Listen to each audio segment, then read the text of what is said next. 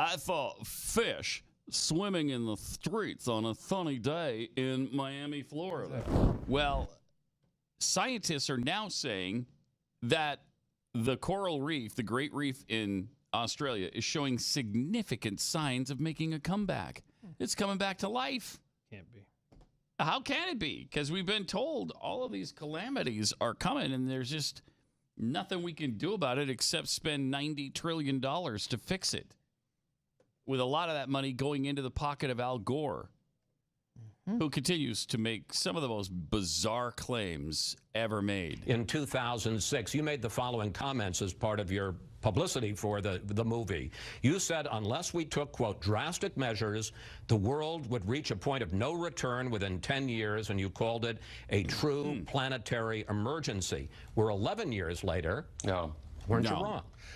That's great. And of course, he's not going to say, well, yes, you're absolutely right, Mr. Wallace. I was wrong. Because that hurts his pocketbook. He's not going to do that. But we have seen a decline in emissions for on a global basis. For the first time, they've stabilized and started to decline. So, okay, that's interesting because, again, they have it both ways. First, they say things are getting worse and we haven't done nearly enough to change anything. Now he's saying, okay, the changes we've made already have helped.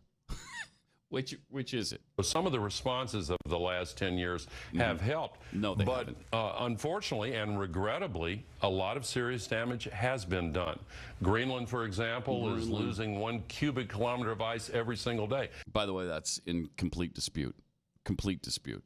Because while it loses ice in some areas, it gains it in other areas. And in fact, there's an overall net gain of ice in Greenland. I went down to Miami and saw fish from the ocean. I love this. Listen carefully to what happened to him when he went down to Miami. Swimming in the streets on a sunny day. I thought fish swimming in the streets on a sunny day in Miami, Florida. The same thing was true in Honolulu just 2 days ago, just from high tides because of the sea level rise now. Wait, no, we are going to suffer some of these consequences, but we can limit and avoid the most catastrophic consequences if we accelerate the pace of change that's now beginning. Such an incredible liar. Wow. Such an incredible liar. I would love, if he would come on, I would devote the entire show That's what I offered. to going back and forth. All 3 hours. All 3 hours. Just let's go over this step by step. Wait, was there a Creedence Clearwater Revival song back there somewhere? Like, I want to know if you've ever seen the fish swimming down the street on a sunny day. Sorry. Then, of course, he's such a hypocrite, he sold his company, Current TV, to Al Jazeera. Al Jazeera, which is a Middle Eastern country that is based in fossil fuels. They get all of their money really from oil. So wasn't there some hypocrisy there? He tries to explain his way out of that. Okay. Was that always just an investment to you? Maybe I was naive. no. I thought it was something that you had an ideological interest in. So why did it become just an investment at the end? Well, it didn't. But I'm proud of what my partner Joel Hyatt and I did with Current TV. Because on some nights, this nationwide broadcast had up to 15,000 viewers. Wow. Which is about the same as they get on a nightly basis at 3 in the morning in Pocatello, Idaho. We won every major award in television journalism. I'm really proud of it. As an independent network, the only independent news and information network, we found it difficult to compete in this age of conglomerates. And I'm very pleased that Al Jazeera has established itself as a really respected news gathering network. And yet Is that amazing?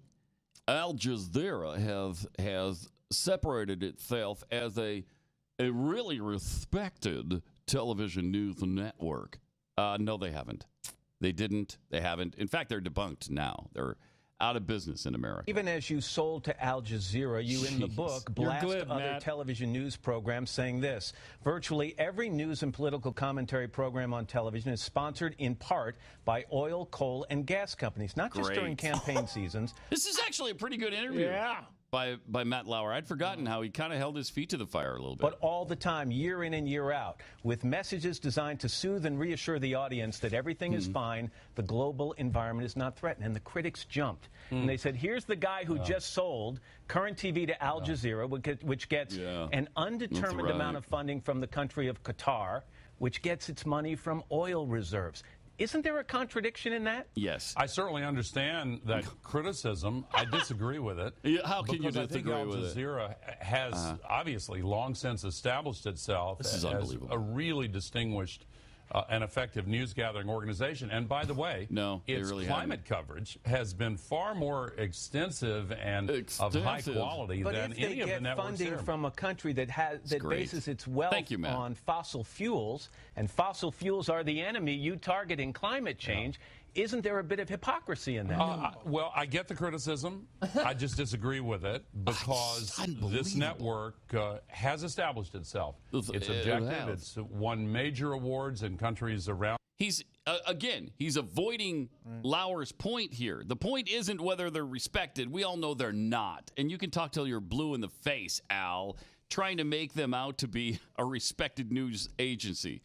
They're owned by the Qatar government. They're owned by the government, which really, for the most part, is an enemy to the United States. They're not respected.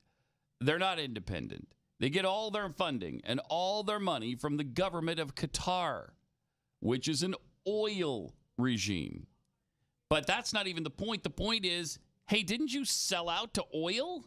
And he won't address that.